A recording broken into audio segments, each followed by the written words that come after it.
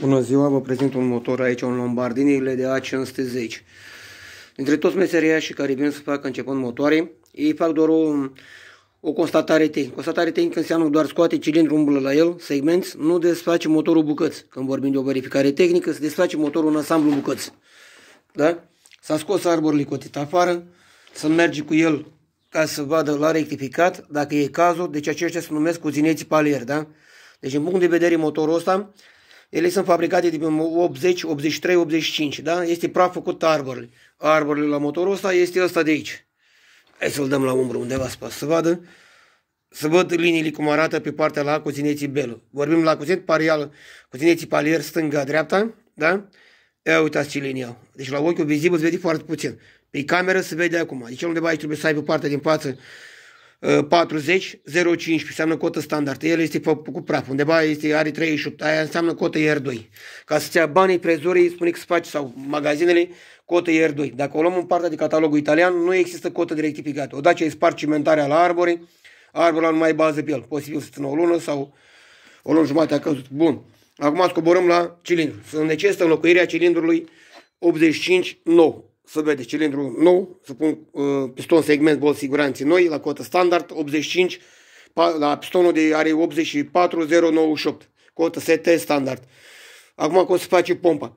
La pompă nu se pune pe presă de banc, mulți o folosești și doamne, i-am talat pompa, nu. Se pune elementul pompă nou în interior, vedeți, el aici are o cremalieră. Ei, în interiorul lui acolo se dă un pin greșit, nu știu dacă se vede bine, acum au niște liniuțe, acolo se numește pin. Un pin, acum se vede, un pin greșit de acolo poate să mărească avansul, să ia din avansul combustibilului. Pompa de injecție se stalează pe motor, în mers, ca să vezi cât debit de motorină îi dai. Vorbim la, acesta se numește element pompă. Atenție, la motoare sunt elemenți pompă pe stânga, sunt elemenți pompă pe dreapta. Deci trebuie necesitat motorul care are acel element. Bun, se talează pompa, eu am o pompă pregătită, în momentul când vine un motor la reparat, pot să o probez cu el, după care talez pompa lui după pompa mea. Ok?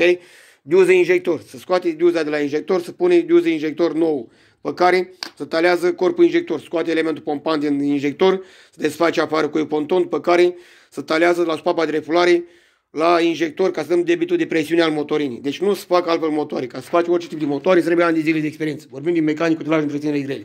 Aici mai avem un motor fabricat din România sub denumirea Aerostar Bacău. Da? Deci iar e o diferență. Ia uitați cum arată motorul de Aerostar Bacău, făcut după motorul Lombardini LDA 510.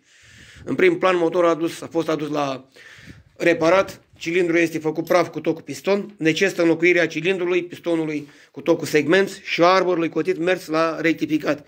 Îl vom da la o cotă de IR1. Dacă frezorul spune, acum depinde și de frezori, că unul ca să ia banii 400 de lei spune că merge cotă IR2. Nu există în catalog.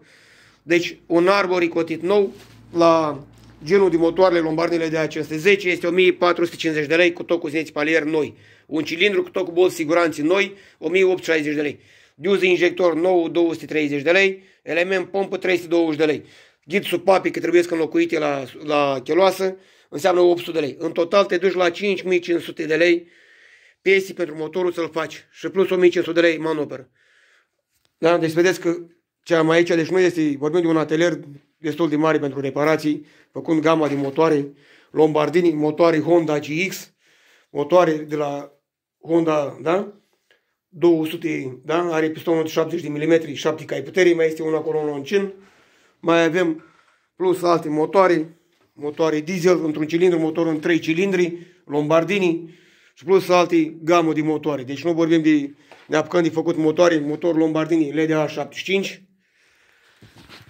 Vă doresc o zi bună, la revedere, plus că mai am un tractoraș la vânzare făcut dintr-un motocultor, un motor de Yamaha pe el, tiranți hidraulici, este la vânzare și acest tractor, da? Motorul de Yamaha, se vede, are un motor de Yamaha de 14 cai puterii, are la el pornire automat, da? Deci asta este tractorașul, vedem dacă luăm undeva să vedem din partea că bate soarele. Deci este făcut tractorul. Cutii de viteză la el, ecratament roț. Are la el 3 viteze la mică, 3 viteze la mare. Da? Două prize de putere, tiranți hidraulici. Să ai gama de a face motori.